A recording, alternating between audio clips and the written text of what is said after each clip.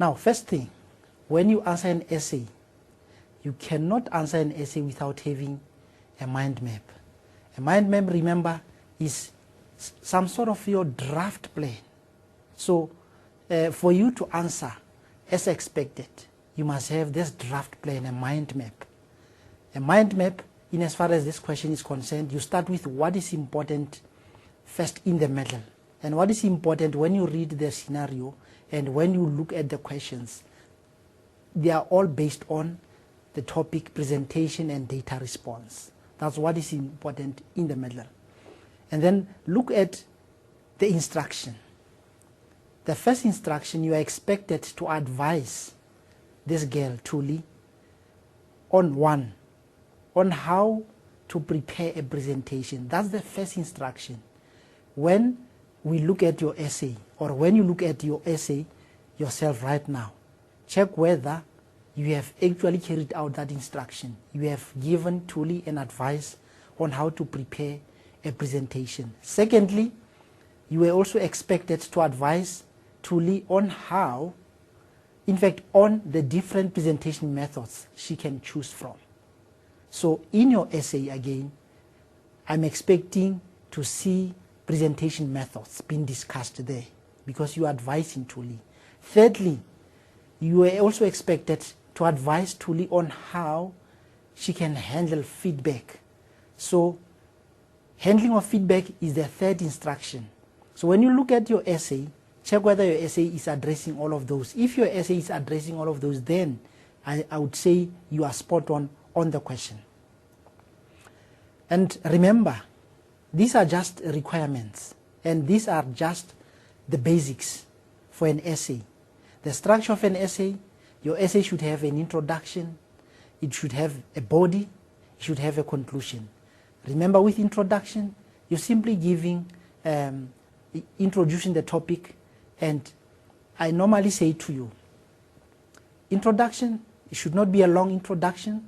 Avoid writing long sentences, and if you can give a minimum of 3 sentences that are based on the topic, then you get your 3 marks, because introduction is allocated a maximum of 3 marks. And then body is up to you. You can make use of paragraphs, or you can answer in bullet form. But the most important thing, write in full sentences. Don't write in phrases. Write in full sentences. And then conclusion. You are also expected to conclude your essay.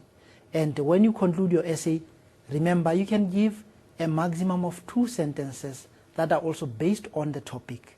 So introduction and conclusion, the structure itself, it's very, very important, and I'm not expecting you to be having an essay right now without this proper structure, because you are going to forfeit marks in the examination if your essay is not structured in this manner.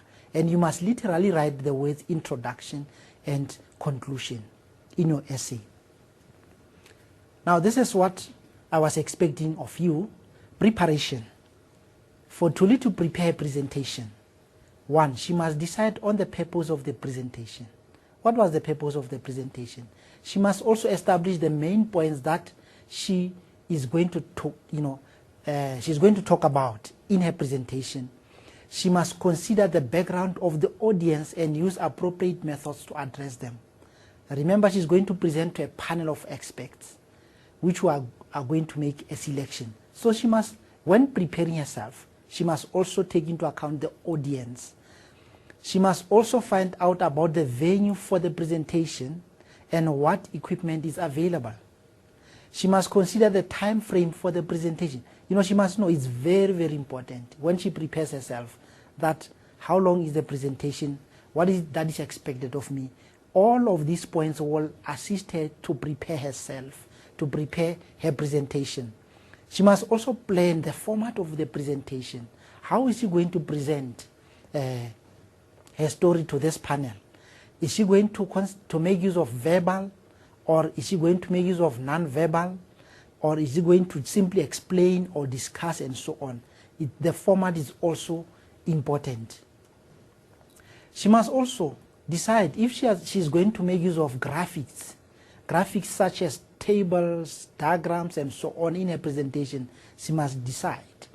And This one is also very, very important. Rehearsal of the presentation. She must, find time on her own and rehearse her presentation so that even her confidence can start to build up. She must make sure that the information is relevant and accurate. She must make sure that she is fully conversant with the content and objectives of the presentations.